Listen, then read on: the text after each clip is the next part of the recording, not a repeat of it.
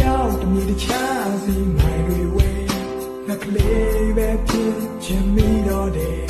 တောင်ကျိုးမစီမိုးလေးခံနေလဲနေရှိမဲ့ရန်ငါလိုက်ခဲ့နေ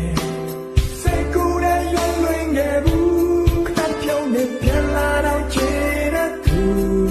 ဒီပင်နေကြီးတဲ့လက်ပြလို့ကူခံခဲ့မဲ့ခု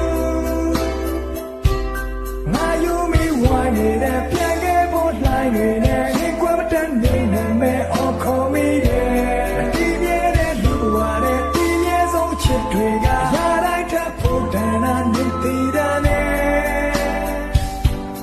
တင်နေလိုက်